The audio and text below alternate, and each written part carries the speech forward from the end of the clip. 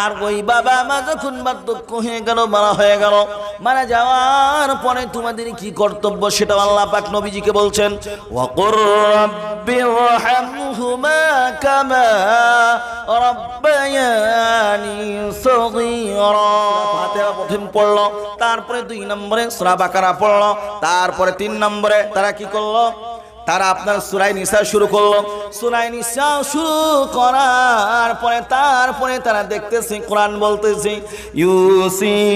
ইউসিকুমুল্লাহু ফি আওলাদিকুম লিযাকারি মিসলু হাযযিল উনসায়াইন। তোমাদের জন্য উত্তম মডেল হলো তোমাদের নবী জনাবে মুহাম্মদুর রাসূলুল্লাহ সাল্লাল্লাহু আলাইহি ওয়াসাল্লাম। তোমরা যখন এই নবীকে যখন মানবে, এই নবীর মহব্বত ভালোবাসা যখন অন্তরে থাকবে, তখন তোমরা দুনিয়াতেই সব কিছুর সমাধান তোমরা পেয়ে যাবে। আপনাদের সামনে কোরআনুল কারীমের বনি ইসরাঈলের 23 এবং 24 নম্বর আয়াত তেলাওয়াত করেছি। সেই তেলাওয়াতকৃত আয়াত থেকে কিছু আলাপ আলোচনা করব ইনশাআল্লাহ। ওয়া মা তাওফীকি ইল্লা বিল্লাহ। আল্লাহ রাব্বুল আলামিন কি বলেন, وَقَضَى رَبُّكَ أَلَّا تَعْبُدُوا إِلَّا إِيَّاهُ وَبِالْوَالِدَيْنِ إِحْسَانًا। আল্লাহ পাক বলেন, আল্লাহর তরফ থেকে তোমাদের উপরে ফয়সালা হয়ে গেছে, তোমরা আল্লাহর ইবাদত করবে, আল্লাহর দাসত্ব করবে, আল্লাহর গোলামি করবে, তারপরে পরে তোমরা মাতা পিতার সঙ্গে সৎ ব্যবহার করবে, সৎ আচরণ করবে। এই হুকুমটা কার? জোরে বলুন, কার হুকুম? জোরে বলুন না, কার হুকুম? সেই আল্লাহ তাবারক ওয়া তাআলা আপনার আমার জন্য 1 নম্বরে নির্দেশ করলেন, তার যে হুকুম আদেশ, সেই আদেশটা আপনাকে আমাকে পালন করা লাগবে। আর 2 নম্বরে আল্লাহ পাক বললেন, মাতা পিতার সঙ্গে তোমাদের সৎ ব্যবহার, সৎ আচরণ করা লাগবে। সেটাও আপনাকে আমাকে এটাও জানতে হবে কেমনে করা লাগবে। ইম্মা ইয়াবলুগান্না ইনদাকাল কিবারা আহাদুহুমা আও কিলাহুমা ফালা তাকুল লাহুমা উফফিন ওয়া লা তানহারহুমা ওয়া কুল লাহুমা কওলান কারীমা। আল্লাহ পাক বলেন, তোমাদের পিতা আমাদের মধ্যে যে কোনো একজন যদি বার্ধক্য অবস্থায় পৌঁছে যায়, কিংবা দুজনাই যদি বার্ধক্য অবস্থায় পৌঁছে যায়, তাহলে পারে তোমরা তাদের সঙ্গে সৎ ব্যবহার করবে, সৎ আচরণ করবে, আর তাদের সামনে এমন কোনো কথা বলবে না যে কথার কারণ থেকে তাদের উফ শব্দটাও যেন না বার হয়ে যায়। আর এরকম ভাবে কোনো কড়া ধমক দিবে না যে ধর্মকির মাধ্যম নিয়ে তারা যেন নারাজ না হয়ে যায়। আর তাদের নারাজ মানে অসন্তুষ্ট, মানে আল্লাহ রাব্বুল আলামিন অসন্তুষ্ট। এ হুকুম কার? জোরে বলেন, কার? সে আল্লাহ তাবারক ওয়া তাআলা। আল্লাহ তাবারক ওয়া তাআলা পিতা মাতার সঙ্গে সৎ ব্যবহারের কথা বললেন, সৎ আচরণের কথা আল্লাহ তাবারক ওয়া তাআলা বললেন। কিন্তু আজকে আমরা কয়জন করি? আবার আল্লাহ তাবারক ওয়া তাআলা বলছেন, এই পিতা মাতা তোমাদেরকে কেমনে ভাবে মানুষ করেছে এটা কি তোমরা জানো? এই পিতা মাতার জন্য আল্লাহ রাব্বুল আলামিন যখন তারা মারা যাবে, মারা যাওয়ার পরে তাদের জন্য কেমনে করে দোয়া করবে আল্লাহ পাক বলেন, ওয়াকফিদ লাহুমা জানাহায-যুল্লি মিনার রাহমাহ ওয়াকুর রাব্বিরহামহুমা কামা রাব্বায়ানি সগীরা। আল্লাহ পাক বলেন, ওই পিতামাতা যারা তোমাদেরকে পৃথিবীতে লালন পালন করেছে, তোমাদেরকে পৃথিবীতে তোমাদেরকে যোগ্যতার জন্য যা কিছু প্রয়োজন সব কিছু তারা তোমাদেরকে দিয়েছে।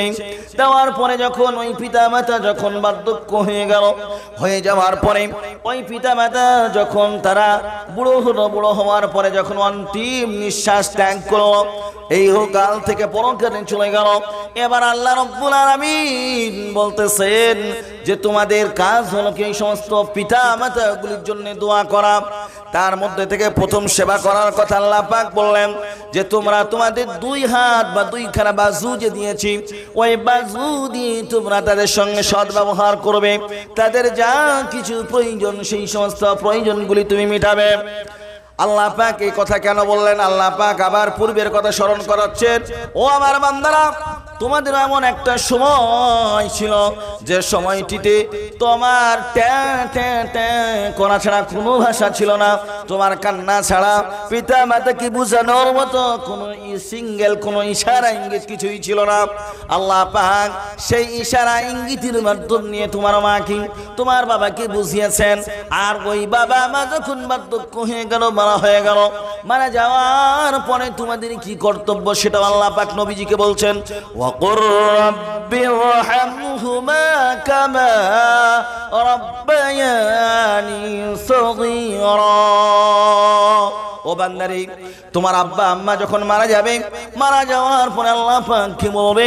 আল্লাহ পাক আমার আব্বা আম্মা যখন আমি ছোট ছিলাম তারা যেরকম ভাবে লালন পালন করেছে, যেরকম ভাবে আমার সঙ্গে যেরকম ভাবে সৎ আচরণ করেছে, ওই রকম ভাবে তুমি তোমার কুদরতি কোলের মধ্যেই ওই রকম সৎ আচরণ করবে। জোরে বলুন সুবহানাল্লাহ। এ কথা কার? আল্লাহ রাব্বুল আলামিনের।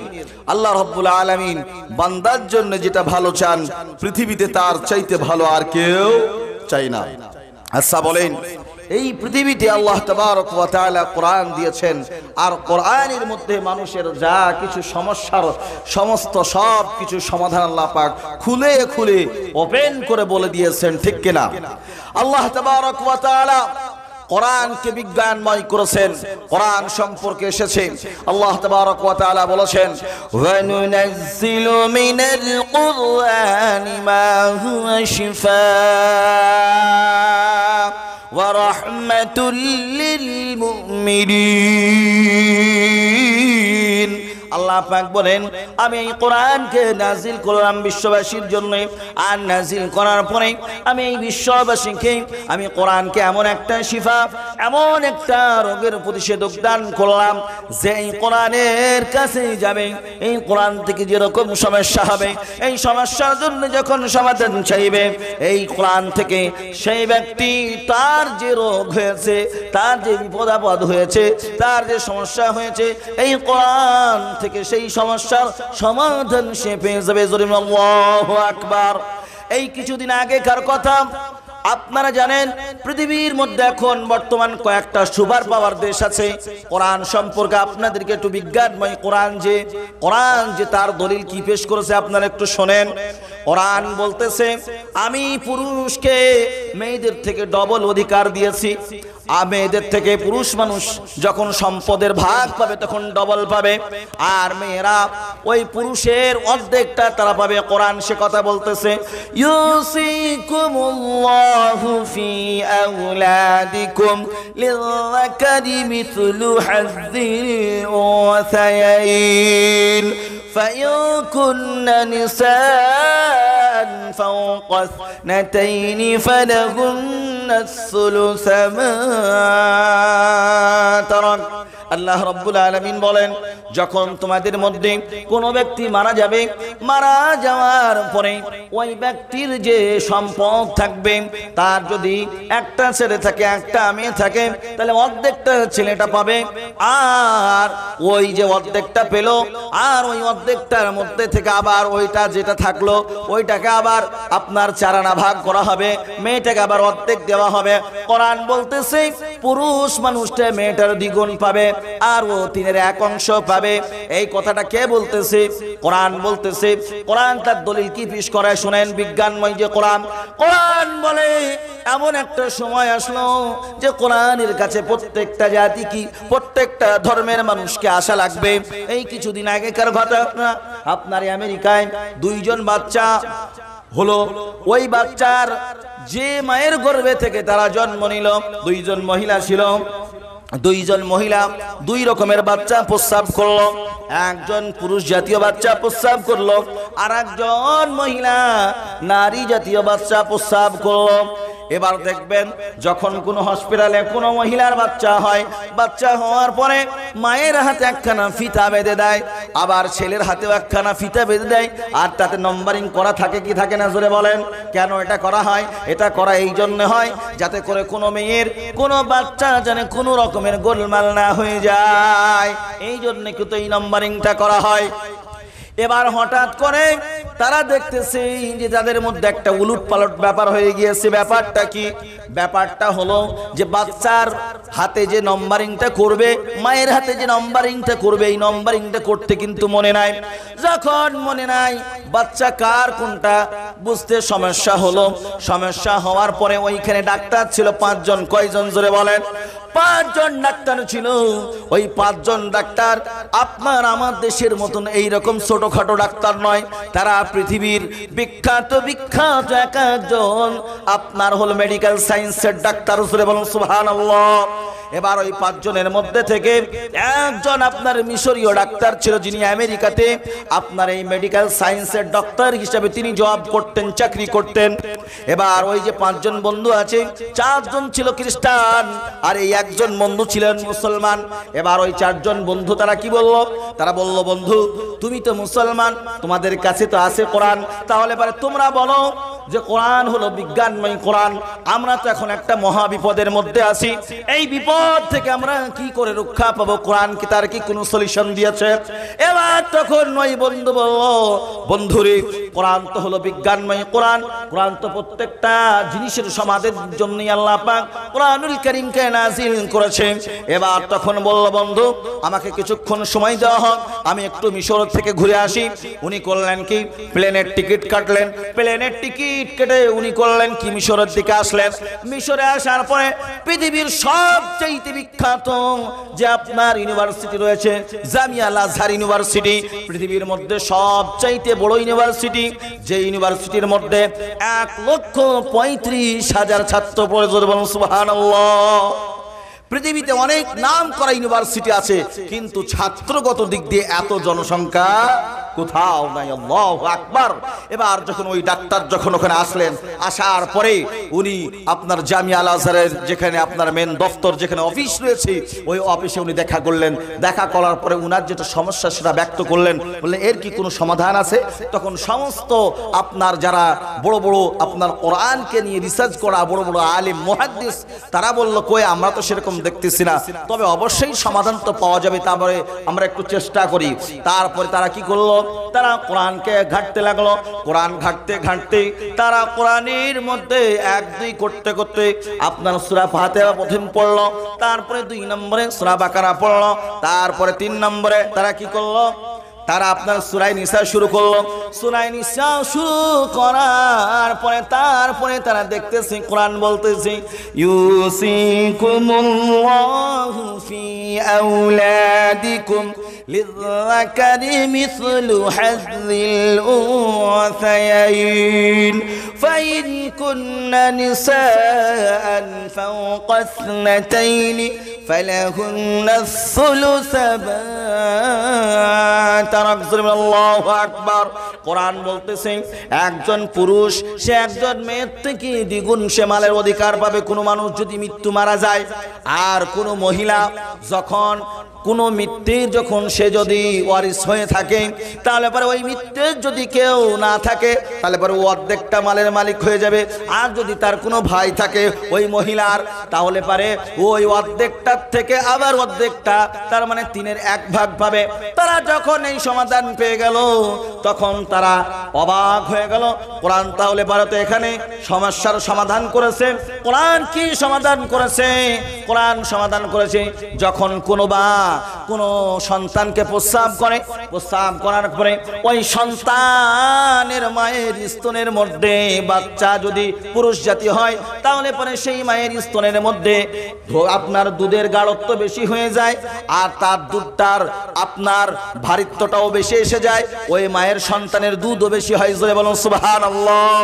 আর যখন কোনো মা আপনার মেয়ে জাতীয় বাচ্চা প্রস্রাব করবে, বাচ্চা প্রস্রাব করার পরে দেখা যাবে ওই মায়ের দুধের মধ্যে ঘনত্বটা কম, গাঢ় ভাবটা কম, হালকা পাড়া আপনার দুধ হবে।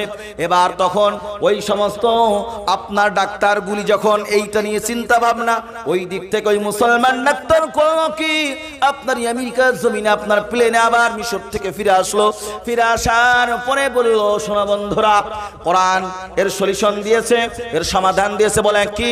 বলে ওই দুইজন মহিলার দুধ কি স্তন থেকে বার করে একটা পাত্রের মধ্যে রাখা হোক, রাখার পরে এবার ওইটাকে ল্যাবরেটরির মধ্যে দেওয়া হোক, তাহলে পরে বোঝা যাবে কোন মেয়েটার দুধের মধ্যে ঘনত্ব বেশি আর কোন মেয়েটার দুধের মধ্যে ঘনত্ব কম রয়েছে, গাঢ় ভাব কম রয়েছে।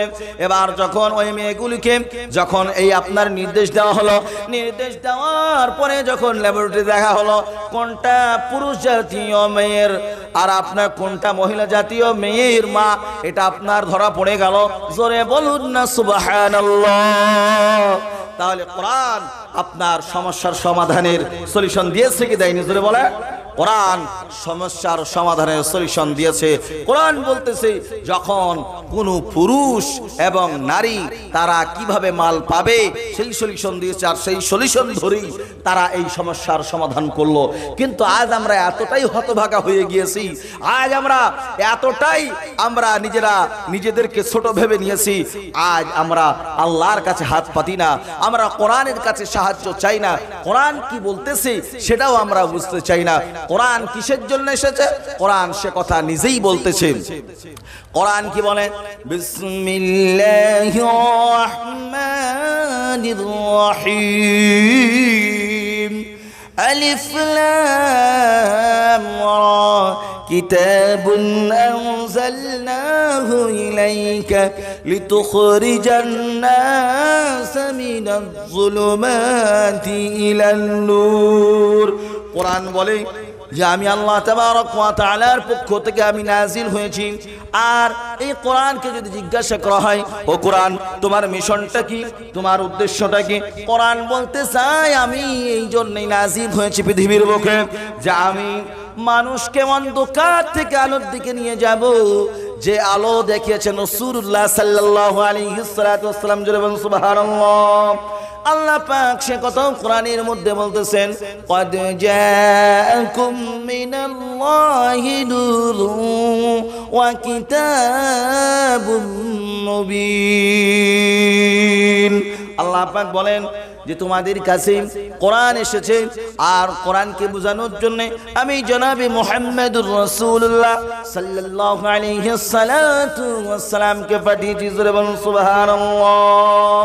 ভাইরা আমার একটু দরুদ শরীফ পড়ি। আল্লাহুম্মা সাল্লি আলা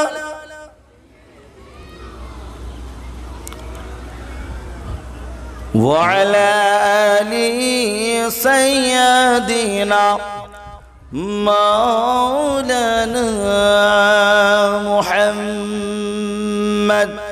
পশু পাখি ডেকে বলে আজ আমাদের খুশির দিন, পশু পাখি ডেকে বলে আজ আমাদের খুশির দিন। ধরার বুকে তশরিফ আনলেন রাহমাতাল লিল আলামিন। আল্লাহুম্মা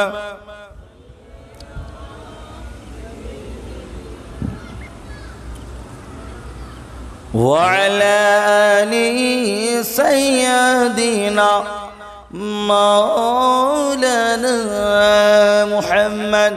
ভাইরা আমার, কোরআনুল কারীম পৃথিবীর মানুষের সমস্যার সমাধানের জন্য এসেছে, কিন্তু বর্তমান সময়ে বলেন কয়জন মুসলমান আমরা কোরআন পড়তে জানি আর কয়জন মুসলমান আমরা কোরআনকে বুঝতে জানি?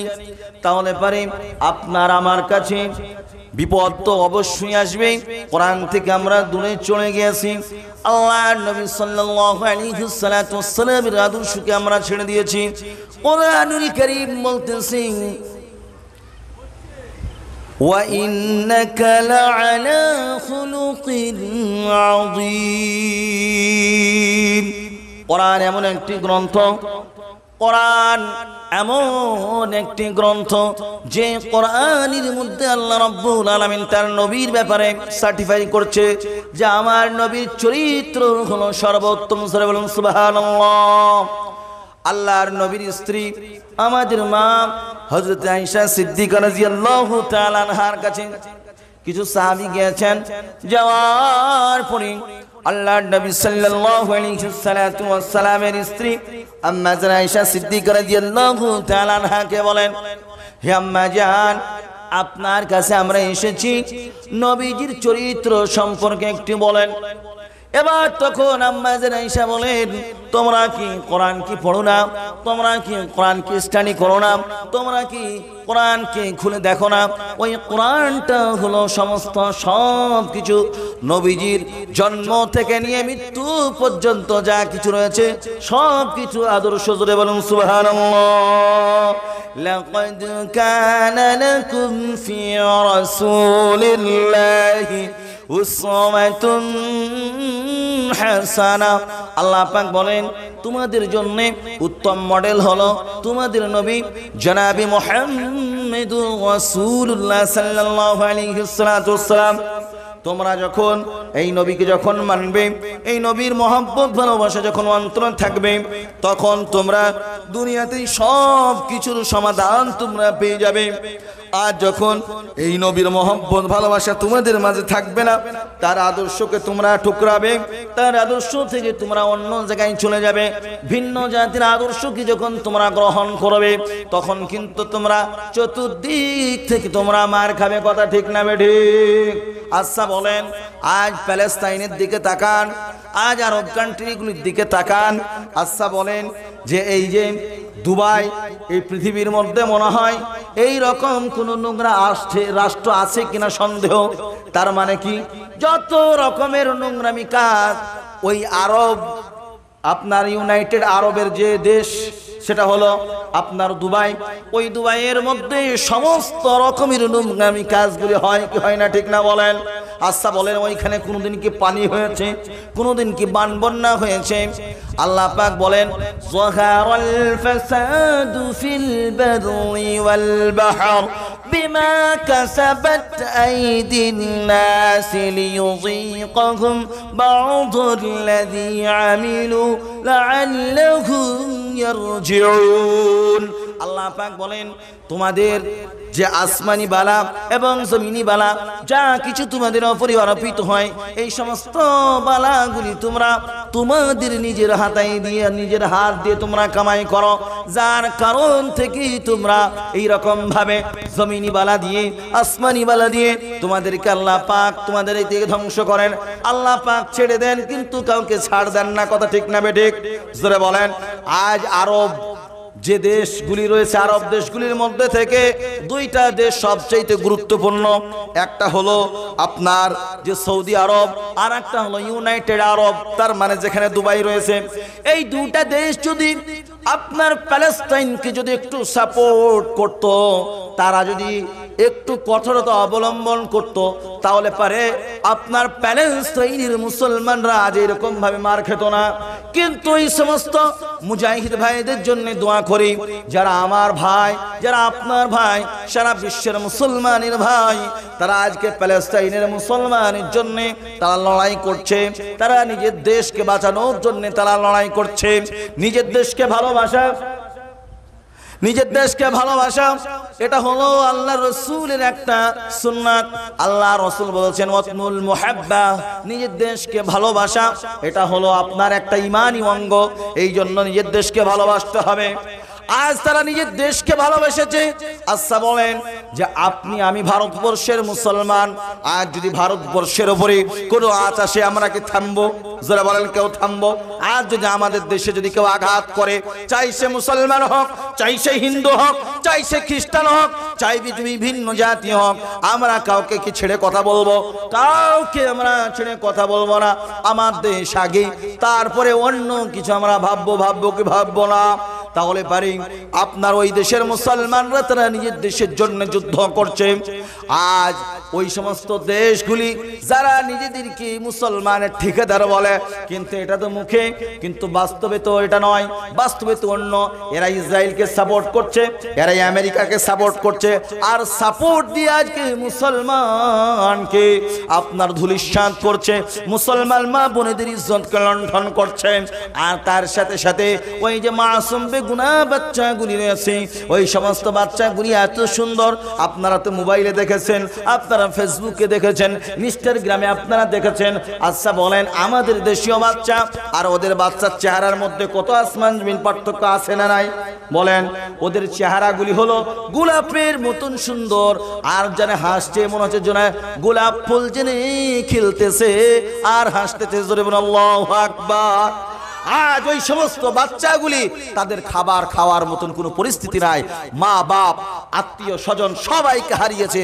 এমনকি একটা বাচ্চাকে দেখলাম আপনার ফেসবুকের মধ্যে, যে বাচ্চাটা আপনার ঘাসকে কুড়াচ্ছে আর নালার পানি রয়েছে সেই পানিকে কুড়িয়ে খাচ্ছে। আচ্ছা বলেন, আজ আমরা হলাম মুসলমান, আমাদের ভিতরে ঈমান আছে না নাই? আজ আপনাকে আমাকে সকলকেই সেই ঈমানের দায়িত্ব নিয়ে আপনাকে আমাকে তার জন্য কমপক্ষে আমরা সাহায্য সহযোগিতা করতে পারি বা না পারি, আমরা দোয়া দিয়ে তো সহযোগিতা করতে পারবো কি পারবো না? জোরে বলেন, আমরা পারবো তো মুসলমান? আপনাকে আমাকে ওয়াদা করতে হবে ইনশাআল্লাহ তাদের জন্য দোয়া করব। করব কি করব না? আমরা সকলেই তাদের জন্য দোয়া করব। আপনি আমি শুধু মুখে দাবি করলাম আল্লাহকে ভালোবাসি, নবীকে ভালোবাসি, কিন্তু তার যে বাস্তব চিত্র, সে বাস্তব চিত্রটা আমরা যদি ফুটিয়ে না তুলতে পারি, এই সমস্ত মুখের দাবি বৃথা, এই সমস্ত দাবি করে কোনো কাজ হবে না। আল্লাহ রাব্বুল আলামিন কোরআনুল কারীমের মধ্যে অপর জায়গায় বলেন, قُلْ إِن كُنتُمْ تُحِبُّونَ اللَّهَ فَاتَّبِعُونِي يُحْبِبْكُمُ اللَّهُ وَيَغْفِرْ لَكُمْ ذُنُوبَكُمْ وَاللَّهُ غَفُورٌ رَحِيمٌ। আল্লাহ পাক বলেন, হে নবী, আপনি পৃথিবীর মানুষকে জানায় দেন, যারা আল্লাহকে ভালোবাসতে চায়। কাকে ভালোবাসতে চাই? জোরে বলেন। আল্লাহকে ভালোবাসতে চাই, তারা জানে নবীকে ভালোবাসে। কাকে ভালোবাসে? জোরে বলেন। নবীকে ভালোবাসে। আর নবীকে ভালোবাসা আর নবীর প্রতি মোহাব্বত ভালোবাসা, এটাই হলো আল্লাহ পাকের ভালোবাসার নিদর্শন। আর যখন নবীকে ভালোবাসবো না, আল্লাহ পাককেও ভালোবাসা হবে না। এই জন্য বন্ধুরা আমার, আমরা আল্লাহ পাককে ভালোবাসতে চাইলে নবীকে ভালোবাসা লাগবে, আর নবীকে ভালোবাসলে তবেই আল্লাহকে ভালোবাসা হবে। আর এটা যদি আমরা করতে পারি, তাহলে পরে আল্লাহ রাব্বুল আলামিন বলেন, তোমাদের জীবনের যত গুনাহ খাতা রয়েছে, সমস্ত সব কিছু গুনাহ খাতা আমি আল্লাহ পাক মাফ করে দেব। সুবহানাল্লাহ। ভাইরা আমার, আল্লাহ পাক আপনাকে আমাকে নবীকে ভালোবাসার, নবীর আদর্শ বাস্তব জীবনে বাস্তবায়ন করার তৌফিক দান করুন। সকলে জোরে বলুন আমিন। ভাইরা আমার, নবীজির আদর্শ বাস্তবে আপনাকে আমাকে মেলানো লাগবে কি লাগবে না? নবীজির মহব্বত, নবীজির ভালোবাসা তখনই বাস্তবায়ন হবে যখন কাজে কর্মে সমস্ত ক্ষেত্রে নবীজির আদর্শটা বাস্তবায়ন হবে, আর আল্লাহর হুকুমটা সর্বস্তরে প্রতিষ্ঠিত হয়ে যাবে। ও মুসলমান, আজকে আপনাদেরকে বলে যাই যে আপনার আমার সকলের জন্য সর্বপ্রথম নৈতিক দায়িত্ব হলো আল্লাহ রাব্বুল আলামিন যে হুকুম দিয়েছেন, যে আদর্শ দিয়েছেন, ওই আদর্শকে আপনাকে আমাকে ফলো করতে হবে। আল্লাহ রাব্বুল আলামিন যে হুকুম দিয়েছেন, আল্লাহ পাক যত জায়গায় সালাতের কথা বলেছেন, সেই সালাতের পরে পরে আল্লাহ রাব্বুল আলামিন যাকাতের কথা বলেছেন। আচ্ছা বলেন মুসলমান, আর যদি আমাদের নামাজটা যদি সঠিক না হয়, যাকাতটা যদি আমাদের বাস্তব জীবনে বাস্তবায়ন না হয়, তাহলে পরে মুসলমান কবর দিয়ে আমরা এটাকে বাস্তবায়ন করব। আল্লাহ পাক জানেন যে সালাত কায়েম হয়ে যাবে, আর তার পরে পরে মানুষের অর্থনৈতিকভাবে স্বাবলম্বী হতে হবে। আর যদি মানুষ যদি অর্থনৈতিকভাবে স্বাবলম্বী না হতে পারে, তাহলে পারে তো ওই মানুষ যারা আপনার চাওয়া এবং পাওয়ার আশা রাখি, যাদের প্রয়োজন রয়েছে, ওই প্রয়োজনটা কোথা থেকে মেটাতে হবে? আচ্ছা বলেন, কোন মানুষ 5 ওয়াক্ত সালাত আদায় করে, 5 ওয়াক্ত সালাত আদায় করার পরে ওই ব্যক্তির কাছে যদি খাবার না থাকে, আচ্ছা বলেন তার কি নামাজ পড়তে কি ভালো লাগবে? তার কি আল্লাহর ইবাদত করতে কি ভালো লাগবে? কখনোই সেটা ভালো লাগবে না। আল্লাহর ইবাদত, আল্লাহর দাসত্ব তখনই ভালো লাগবে যখন পেটের ভিতরে ক্ষুধা থাকবে না। কথা ঠিক না বেঠিক মুসলমান? আচ্ছা বলেন, আজ আমরা যাকাতটাকে দেওয়া কি ভেবেছি? আমরা মনে করেছি এই যাকাত যদি দিই তাহলে পরে মাল তো শেষ হয়ে যাবে, এই যাকাত যদি দিই তাহলে পারে তো আমাদেরকে জরিমানা লাগবে। এটা মুসলমান এটা মনে করে নিয়েছে, যার কারণ থেকে আজকে মুসলমানদের অর্থনৈতিক ব্যবস্থা সাময়িক হয়তো আমরা আমাদের দৃষ্টিতে যেটা দেখছি এটা মনে করছি খুব ভালো জায়গায় আছে।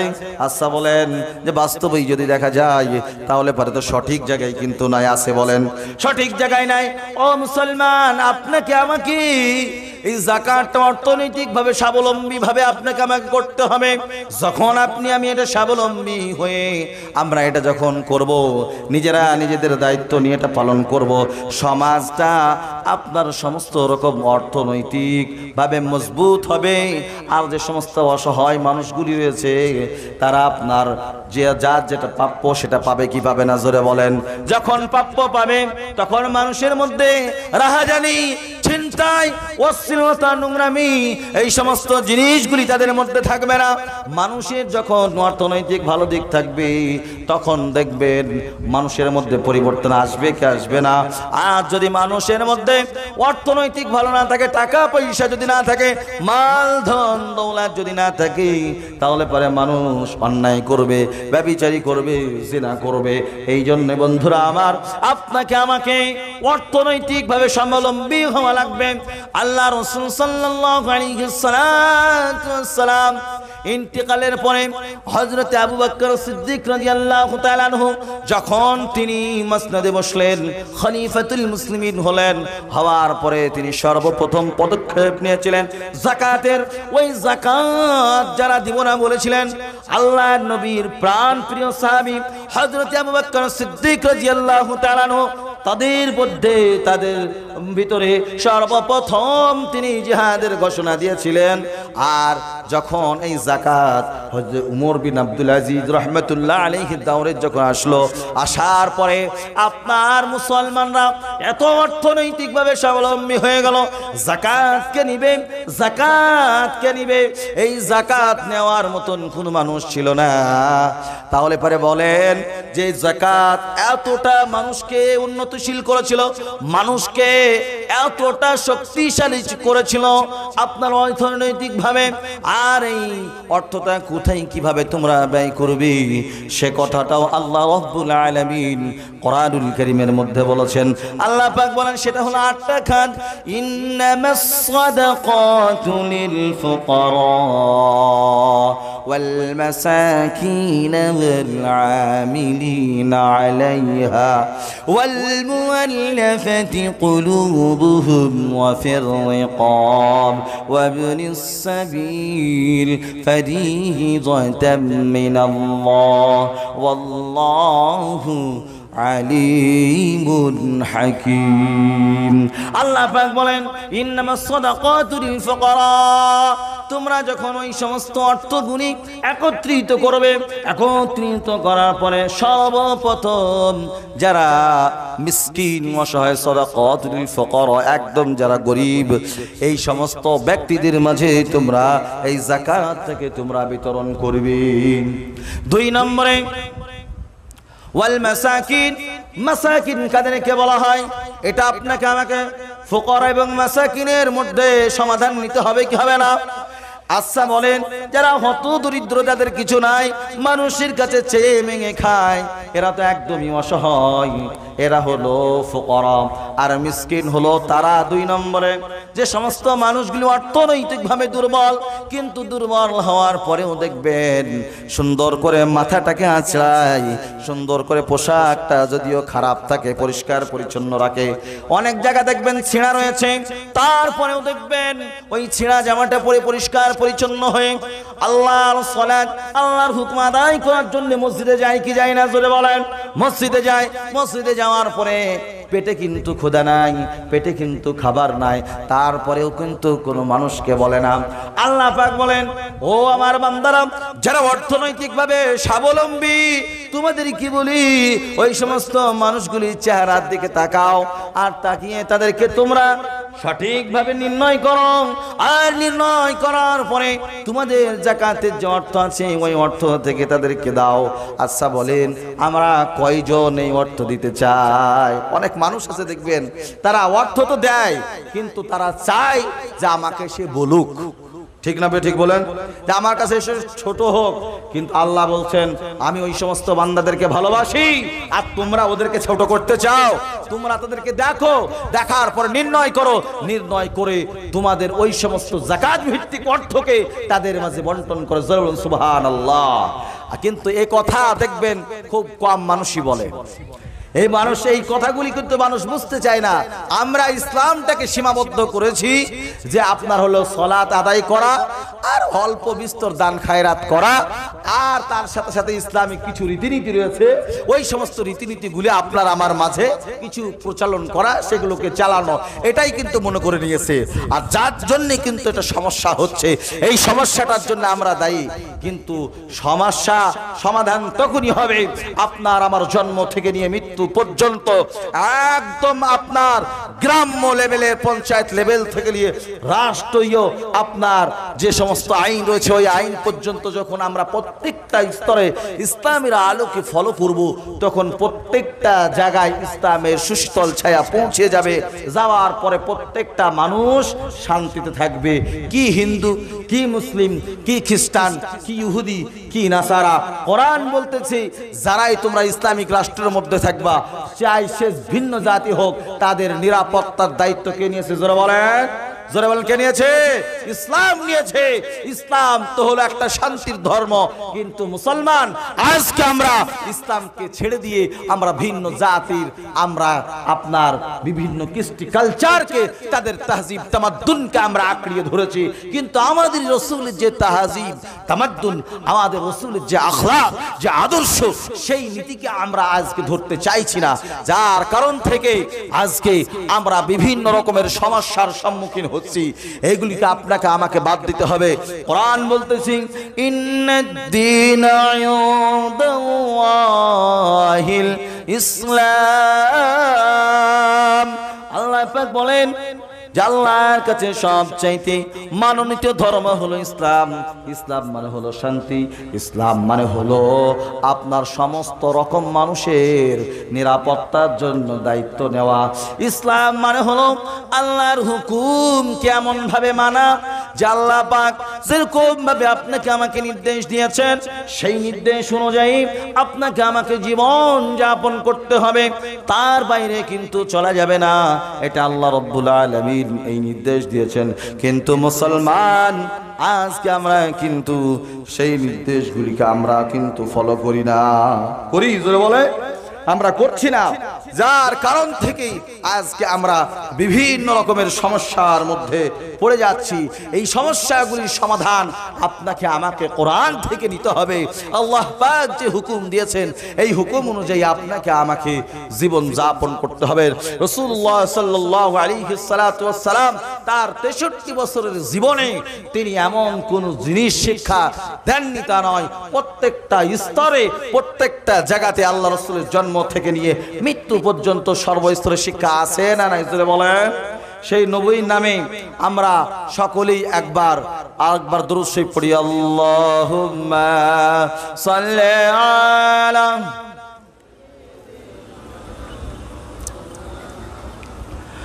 ওয়া আলা আলি সাইয়্যিদিনা مولانا محمد اللهم صل على سيدنا مولانا محمد وعلى آله سيدنا مولانا محمد দাও খোদা দাও আমায়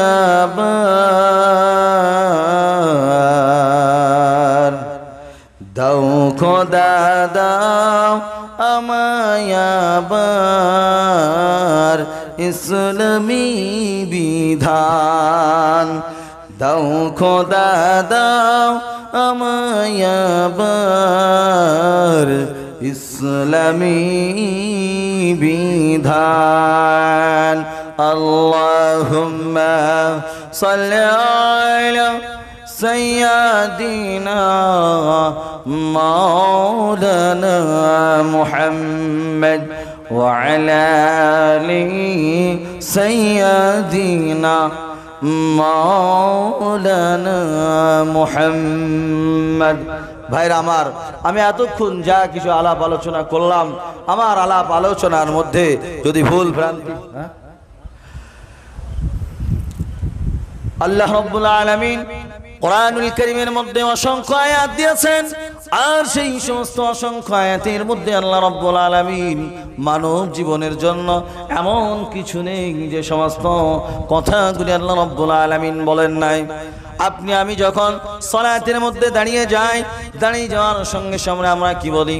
আলহামদুলিল্লাহি রাব্বিল আলামিন আর রহমানির রহিম মালিকি ইয়াউমিদ্দিন ইয়্যাকা না'বুদু ওয়া ইয়্যাকা নাস্তাঈন। আমরা যখন সালাতের মধ্যে দাঁড়িয়ে যাই, দাঁড়িয়ে যাওয়ার পরে আমরা বলি সমস্ত প্রশংসা আল্লাহর জন্য। কার জন্য জোরে বলেন? আর-রহমানির রহিম। আর তিনি হলেন রহমান, যিনি হলেন নিতান্ত দয়াবান।